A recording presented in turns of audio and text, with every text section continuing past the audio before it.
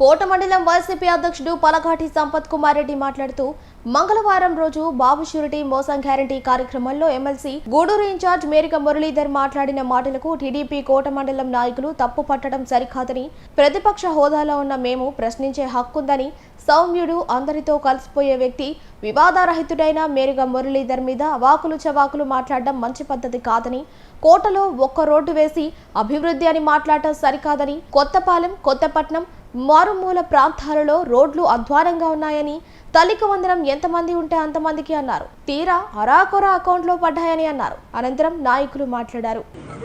రోడ్లు ఎక్కడ water town తప్పితే చుట్టుపక్కల ప్రతి పల్లికి ఎక్కడైనా రోడ్లు ఉన్నాయా? మీరు చూసి ఉంటారు, ఎక్కడైనా రోడ్లు ఉన్నాయా? రోడ్ అని కోటలో అది కూడా ఏంది మా గవర్నమెంట్ లో వచ్చిన రోడ్లు అయ్యి కాకపోతే అప్పుడు మేము వేయలేకపోయినా తర్వాత వాళ్ళు వేసారు, అది అయిపోయింది. అయిపోతే ఇప్పుడు ఇటు పోండి, ఇటు కూర్చోండి, కొంచెం బారిటి పడతాం చూడండి, ఇటు చూడండి, కొత్తపట్నం చూడండి, ఎక్కడైనా కనీసం 2 వీలర్ పోయే పరిస్థితి ఉందా ఈ రోజు? ఏంది అభివృద్ధి అంటే? ఎక్కడ అభివృద్ధి? తల్లికి వందనం అంటున్నారు, మొత్తం అందరికి ఇస్తున్నాం, అందరికి ఒక అంటే ఇంట్లో ఎంతమంది పుడితే అంతమందికి ఇస్తామని చెప్పారు. ఆ రోజు వైసీపీలో ఉన్నప్పుడు వాడు బడ్జెట్ ఎంత, ఈ రోజు బడ్జెట్ ఎంత? సేమ్ 2 బడ్జెట్ ఒకటే అంటే ఎంతమంది కట్ చేశారు మీరు? అదే అభివృద్ధి? ఎన్ని అది చేసుకోకుండా అభివృద్ధి అంటే అది మాట్లాడితే కేసులు పెడతాం, ఇది లోపల వేస్తాం. ఇదే మీ ప్రభుత్వం చేసే పని? వైఎస్ఆర్ కాంగ్రెస్ పార్టీ ప్రజల యొక్క మనోభావాల నుంచి ఉద్భవించిన పార్టీ, ప్రజల యొక్క వాళ్ళ యొక్క ఆశల నుంచి ఉద్భవించిన పార్టీ కాబట్టి వాళ్ళ కోరికల్ని తీర్చాలి. ఎందుకంటే ఇప్పుడు ఈరోజు మేము ఎక్కడికి వెళ్ళినా సరే అయ్యా మాకు అమ్మఒడి తల్లికి వందనం చాలా వరకు మాకు 8,000 పడింది అని అనేవాళ్ళు. అదేవిధంగా ఎంతోమంది నిరుద్యోగ యువత మా మేరీ మురళీధర్ దగ్గరికి వచ్చి అయ్యా మాకు ఆ రోజు ఏదో మేము తప్పు చేసాము, ఈ విధంగా మాకు అయితే సంవత్సరం అయిపోయినా కానీ నిరుద్యోగ వృత్తి రాలేదు, ఇట్లాగా ఎన్నో చెప్పుకుంటూ వస్తున్నారు. అట్లాంటి విధానంలో మా మేరీ మురళీధర్ గారు సౌమ్యుడు. ఆయన ఎటువంటి వివాదాలకి ఎటువంటి వేరే విధానంగా పోయేటువంటి ఇదే కాదు. ఆయన డాక్టర్ కాదు, అంతకంటే యాక్టర్ కాదు. ఆయన మామూలుగా సాధారణమైనటువంటి ఒక సామాన్య వ్యక్తిగా మా అందరితో కూడా చాలా అన్యోన్యంగా వ్యవహరించేటువంటి ఒక మనిషి. అలాంటి వ్యక్తి మిమ్మల్ని క్వశ్చన్ చేశాడు ప్రభుత్వంలో ఎవరైనా సరే నేను కూడా మాట్లాడాను. ఏమని? మా ఎస్సీలు, మా ఎస్టీలు, మా బీసీలు మీరు ఆ రోజు ఓట్లు వేసుకొని ఒక 10% మీకు మాకు మా ఒకే ఒక పార్టీతో మేము గెలిచినట్టు మాకు వచ్చిన ఓటింగ్ పర్సంటేజ్ 40%. మీరు 3 పార్టీలు కలిస్తే కూడా ఒక పార్టీకి కూడా 40% రాలి. నైతికంగా ఒక విధంగా ప్రజల హృదయాల్లో గెలిచిన వాళ్ళు ఒక వైఎస్ఆర్ కాంగ్రెస్ పార్టీ. ఇది తెలుసుకోవాలి ఫస్ట్. మీరందరూ 3 పార్టీలు అసలు ఒక్కో పార్టీకి సంబంధం లేనటువంటి ఒక విధానంగా మీరు ఏర్పాటు చేస్తున్నారు. అలాంటి పార్టీలన్నీ ఏదో జగన్మోహన్ గారిని ఏదో విధంగా దించాలా అనే ఉద్దేశంతో మీరు కలిసి మీరు ఏర్పడి ఈ యొక్క పరిపాలనలో మీరేదో నైతికంగా ఒక 10% ఓటుతో గెలిచారు.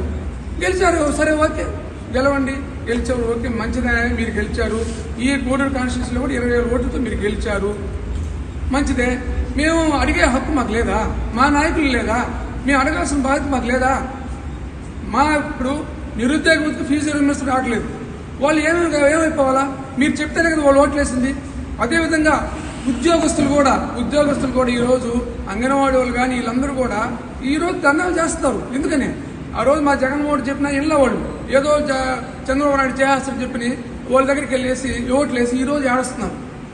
అదేవిధంగా ఎంప్లాయీస్ ఎంతోమంది ఈరోజు బాధపడుతున్నారు. ఇన్ని కూడా మాకు తెలుసు కాబట్టి అయ్యా వాళ్ళందరూ కూడా న్యాయం చేయండి. ఒక 10%తో మీరు గెలిచారు. వీళ్ళను ముఖ్యంగా మా యొక్క ఉదాహరణకు వాలంటీర్స్ పాపం వాళ్ళకి ఏం చెప్పారు?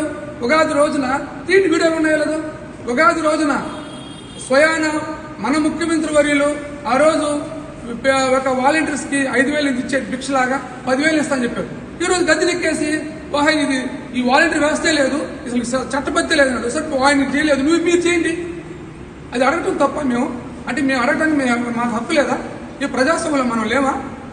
ఏంటో మాకు అర్థం కావట్లేదు. ఎవరంటే ఏదో మాట్లాడతారో ఏదంటే చేస్తా అంటే మీరు చేయండి. ఇప్పుడు మీరు సుపరిపాలనకి మీరు ఎత్తుకొని పోతున్నారు. ఎత్తుకొని పోయినప్పుడు వాళ్ళు ఏదో విధంగా అంటున్నారు, మీకు తెలియట్లే. రండి, మేము తీసుకొని పోతారండి, సుపరిపాలన ఏ విధంగా ఉందో చూపిస్తాం రండి. ఒక్కొక్క మత్స్యకారులు ఎట్లున్నారో వాళ్ళు మత్స్యకారులకి ఫస్ట్ సంవత్సరం ఎక్కువ వేశారు, 2వ సంవత్సరం వేశారు. అదేవిధంగా మత్స్యకారులకి ఎన్నెన్నో పథకాలు ఇస్తామని చెప్పారు, వాళ్ళకి ఇంతవరకు ఏమి లే. అదేవిధంగా ఈరోజు మామూలుగా పెన్షన్ ఇచ్చారని చెప్పంటున్నారు. పెన్షన్లో ఎన్ని ఆంక్షలు పెడతారు తెలుసా? ఈరోజు ఒకప్పుడు జగన్మోహన్ గారు అంతకుముందు 2014 నుంచి 19 దాకా ఉన్నటువంటి మీ పరిపాలన 19 తర్వాత మా జగన్ వచ్చిన తర్వాత ఎవరికైనా సరే మీరు సదరన్ సర్టిఫికేట్ తెచ్చుకోండి, లేదంటే మీ యొక్క వీడియో సర్టిఫికేట్ బాగాలేదు, మీరు ఒంటరి మహిళలు కాదు, ఈ పెన్షన్ ఏంటి తప్పు అని చెప్పాడా? చూపిండే ఒకసారి రికార్డులు. అంతకంటే మించి ఇచ్చాడు. ఎవరైతే అర్హత ఉందో ప్రతి ఒక్కరికి కూడా 6 నెలలకు ఒకసారి షార్ట్ అవుట్ చేసి ఎవరైతే అర్హత ఉందో వాళ్ళందరూ అధికార పార్టీ ఏదైతే కార్యక్రమాలు చేస్తుందో అవి పేద ప్రజలకు సరిగా అందడం లేదు, ఇవన్నీ సక్రమంగా సరిచేయండి అని ఒక ప్రతిపక్ష పార్టీగా అడగడం జరిగింది. దానికి రెట్టింపుకు నిన్న కోటలో మా దళిత సోదరులు కొందరు మేరిగ మురళి గారిని విచక్షణారహితంగా పౌరుష పదజాలంతో మాట్లాడడం జరిగింది. ఆయన ఎప్పుడూ హుందాగా రాజకీయాలు చేసిన వ్యక్తి, పార్టీలు మారే వ్యక్తి కాదు, అట్లాగే పదవులు అనుభవించి వేరే పార్టీలకు వెళ్ళిన వ్యక్తి కాదు. ఉన్నంతకాలం జగన్ గారి వెంటే ఉన్నారు, వైఎస్ఆర్ కాంగ్రెస్ పార్టీ కార్యకర్తలతోనే పయనిస్తున్నాడు. ఆయన ఎప్పుడూ ఎలాంటి లోటుపాట్లు జరగకుండా ఆయన విధానంలో పార్టీని ముందుకు నడిపిస్తూ ఉన్నాడు. ఇలాంటి వ్యక్తిపై ఇంత అభాండాలు వేయడం తగదు. ఈ దళిత సోదరులు మాట్లాడే వాళ్ళందరూ గతంలో మా ఎమ్మెల్యే దగ్గర వరప్రసాద్, గూడూరు ఎమ్మెల్యే వరప్రసాద్ దగ్గర ఉండి లబ్ధి పొందిన నాయకులే ఈరోజు మా పార్టీ గురించి మాట్లాడుతున్నారు. ఇది చాలా దారుణం. దీన్ని తీవ్రంగా ఖండిస్తున్నాం. అంతేకాకుండా సుపరిపాలన అని చెప్పి గ్రామాల్లో తిరుగుతున్నారు. ఇది సుపరిపాలన కాదు, సూపర్ మాసుకు పాలన. ఇది ఏడాదిలోనే చంద్రబాబు నాయుడు ఇచ్చిన హామీలన్నీ తుంగలో దొక్కి 143 హామీలు ఇస్తే ఏ ఒక్క హామీని కూడా సక్రంగా అమలు చేయకుండా ఇచ్చిన హామీలు కూడా అరకొరగా అమ్మఒడి 13,000కు బదులు 9,000, 7,000 గ్రామాలకు పోతే ప్రతి ఒక్కరు చెప్తా ఉన్నారు. ఈరోజు బెల్ట్ షాపులు దారుణంగా ఏరులైపోతుంది. మీరు అభివృద్ధిలో కాదు పరుగులు పెట్టిస్తుండేది, మద్యంలో పరుగులు పెట్టిస్తున్నారు. మేము నాడు నేడు కింద స్కూళ్ళు డెవలప్ చేస్తే ఈరోజు స్కూళ్ళు ఎన్ని మూతపడిపోతున్నాయి అవి చూడండి. ప్రతిపక్ష పార్టీగా మా బాధ్యతగా మేము దాన్ని ఎత్తి చూపిస్తున్నాం. అధికార పక్షం ఏం చేయాలి? దాన్ని సరిదిద్దుకొని రెట్టింపు ఇదిగో మేము చేస్తున్నామని చెప్పి రోడ్డులు అంటున్నారు. ఎక్కడ వేస్తున్నారు? వాటలో ఏ రోడ్డు వేసారో చెప్పండి. ఎన్ని ఊరికే మాటలతోనే సరిపెట్టుకుంటున్నారు. గతంలో ఎప్పుడైనా ఏ గ్రామంకైనా పోయి చూసుకోండి.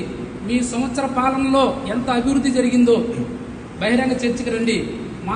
మా వైఎస్ఆర్ జగన్మోహన్ రెడ్డి అధికారంలో సంవత్సర పరిపాలనలో ఏ గ్రామంకైనా పోండి, ఎవరు హయాంలో అభివృద్ధి జరిగిందో ఒక్కసారి చర్చకి పెట్టండి. ప్రజలే చేదరించుకున్నారు. ఒక సంవత్సరం పరిపాలనలో ఇంత ఘోరంగా మేము మోసపోయాం ఓట్లేసి. ఎందుకు ఇది? ఏ ఒక్క పథకం కూడా సరిగా అమలు చేయలేకపోతున్నారు. కరెంట్లు చూస్తే దారుణం. రైతుల పరిస్థితి ఇంకా మరీ ఘోరం. మామిడి రైతులు, వరి రైతులు పేరు పెట్టి దాన్ని అంటే చేసిన మోసం సూపర్ 6 చెప్పారు కాబట్టి సూపర్ 6 చేయలేదు దాని ఉద్దేశంతో బాబు షూరిటీ మోసం గ్యారెంటీ అనేది ఉద్దేశంతో మేము మా సమన్వయకర్త జరిగిన విషయాలు సూపర్ 6లో ఏం చేశారు. ఉదాహరణకి గ్యాస్ అన్నారు. గ్యాస్లో ఒక సిలిండర్ ఇచ్చారు. ఆ సిలిండర్ కూడా మీకు నేను వేసిన తర్వాత మీకు సిలిండర్ మేము డబ్బులు ఇచ్చి మేము తీసుకున్న తర్వాత అకౌంట్లో వేస్తానన్నారు. అకౌంట్లో కూడా అందరికీ పడాలి. వైట్ కార్డు హోల్డర్లు అది దీంట్లో కావాలంటే విలేకరులు తీసుకొని పోయి వైట్ కార్డు హోల్డర్లకి ఎంతమందికి గ్యాస్ సిలిండర్లు పడ్డాయి, ఎంతమందికి రీపేమెంట్ ఇచ్చారు, అంటే సిలిండర్ తీసుకున్న వాళ్ళకి ఎంతమందికి రీపేమెంట్ ఇచ్చారు చూపిస్తాం. మేము విలేకరులు తీసుకుని కావాలంటే కూడా చూపిస్తాం. వీటిలో అబద్ధాలు చెప్పి ప్రచారం చేసుకోవాల్సిన అవసరం జరగలేదు కాబట్టి మేము కొంచెం అడిగాము. మా ఈ సూపర్ 6లో మీరు గ్యాస్ చెప్పారు, బస్సు చెప్పారు, ఏవి జరగలేదు కదా. రోజు వాయిదాలు వేసుకున్నప్పుడు 20,000 రైతు భరోసా అన్నారు. రైతు భరోసా వేయలేదు కదా రైతులకి. కనీసం గిట్టుబాటు ధర లేదు. ఈరోజు 1000 బదులు ధర 14,000. ఈ విమర్శించిన వాళ్ళందరూ కూడా రైతు కుటుంబం నుంచి వచ్చిన వాళ్ళే కదా. వాళ్ళ తల్లిదండ్రులు ఎవరో ఒక రైతులుగా ఉండేవాళ్లే కదా. వీళ్ళు ఒకళ్ళు చదువుకొని ఉద్యోగం చేస్తానో లేకపోతే వ్యాపారం చేస్తానో ఉండొచ్చు. కానీ అందరూ ఈరోజు 14,000-15,000 అమ్ముతున్నాం గుడ్లు. ఇవి అడిగాము. వీటిలో ఏం తప్పు ఉందని మేరీ మురళి గారిని మీరు విమర్శించాల్సి వచ్చింది. ఆయన ఒక సమన్వయకర్తగా, ఒక నియోజకవర్గం ఇన్ఛార్జిగా ఆయన చెప్పటము, ప్రజల తరఫున మాట్లాడటం కూడా తప్పేనా? మిమ్మల్ని ఏమన్నా దూషించాడా, ద్వేషించాడా, ఏమన్నా తిట్టాడా? ఏం జరిగింది? ఏం లేదు కదా. ఈ తోపుడు జరుగుతున్నాయి. సూపర్ 6 అమలు కాలా. మీరు బస్సు చెప్పారు, బస్సు వేయలే. రైతు భరోసా అన్నారు, రైతు భరోసా వేయలే. గ్యాస్ ఇచ్చామన్నారు, గ్యాస్ కూడా అందరికి చారలా. అమ్మఒడి పథకం ఉదాహరణకి తిక్కారంలో కటాపల్లి దగ్గర ఉండే తిక్కారం స్కూల్లో 310 మంది పిల్లలు ఉంటే 310 మందికి స్కూల్లో ఈ రోజుకి పడలేదని మన సాక్షాత్ ఆర్టీఓ గారు సబ్ కలెక్టర్ గారే చెప్పారు. మేము చెప్పింది కాదు, ఇది మేము విమర్శించింది కూడా కాదు. ఆర్టీఓ గారే ఏమన్నాడు, 310 మందికి పడలేదంటే మేము పరిశీలనలో ఉన్నది, మా అమ్మఒడి పథకం పడలేదు, తల్లికి వందనం. అది అమ్మఒడి అంటే మా జగన్ గవర్నమెంట్లో అమ్ముకోవడం, వీళ్ళు తల్లికి వందనం అని పేరు పెట్టారు. వాస్తవానికి తల్లికి వందనం అనే పేరు అమ్మకు ఒడి అనేది పెట్టింది ఎవరు? జగన్ గారు. మన చంద్రబాబు నాయుడు, సాక్షాత్ చంద్రబాబు నాయుడు గారు ఏం చెప్పారు, ఇది మా పుత్రుడు దాంట్లో వచ్చింది, లోకేష్ గారు దీన్ని ప్రవేశపెట్టారు. ఇవన్నీ అబద్ధాలు, వీటిని మేము విమర్శించాము. తప్పేంది? వీటిని చెయ్యినాటి కూడా ఇప్పుడు నీకు 15,000, నీకు 15,000, నీకు 15,000 అన్నారు ఆడబిడ్డ నిధి అని చెప్పి.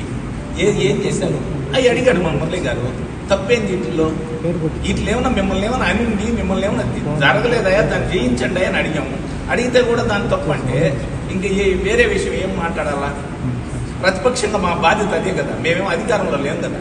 11 సీట్లు మేము 11 సీట్లు వచ్చాయి, 11 సీట్లు వచ్చాయి. 11 సీట్లు వస్తే కదా ప్రతిపక్షంలో కూర్చొని మాట్లాడుతున్నాం. మా 111 సీట్లు వచ్చింటే మేమే పరిపాలించమా? అదే చెప్పి ఎన్నిసార్లు చెప్పిన అదే 13 నెలల్లో మీరు ఏం చేయలేక ఈ 11 సీట్ల గురించి మాట్లాడుతున్నారు. అడిగిన దానికి సమాధానం చెప్పలేక చేయలేని అభివృద్ధి. ప్రతి పంచాయతీ, ఒక పంచాయతీ 2,500 జనాభా ఉండే ప్రతి పంచాయతీలో ఒక సచివాలయం, ఒక ఆరోగ్య కేంద్రం, ఒక ఆర్బీకే కేంద్రం కట్టాడు. 1 కోటి రూపాయలతో ప్రతి దాంట్లోనూ సచివాలయం వ్యవస్థ మా జగన్ గారు నిర్మించారు. లేదు, ఏం అభివృద్ధి జరగలేదంటే అది అభివృద్ధి కదా. ఒక ఊరికి 1 కోటి రూపాయలు ఇంతకుముందు ఎప్పుడన్నా ఉండిందా? ఇంతకుముందు ఎప్పుడన్నా చేశారా? ఒక ఊర్లోకి మనం ఎంటర్ అవుతానే 1 కోటి రూపాయల బిల్డింగ్లు కనపడుతున్నాయి. కోట్లో దాదారాయ గుంటకాడ ఉదాహరణ చూడండి, ఎన్ని బిల్డింగ్లు ఇంతకుముందు ఎప్పుడున్న దాదారాయ గుంటకాడ అంత కలగా ఎప్పుడు చూసాము మనం. ఇవన్నీ అభివృద్ధి కాదా? 2 తట్ల మట్టి రోడ్డు మీద వేస్తేనే అభివృద్ధినా? 16 మెడికల్ కాలేజీలు కట్టాడు జగన్ గారు. ఇది అభివృద్ధి కాదా?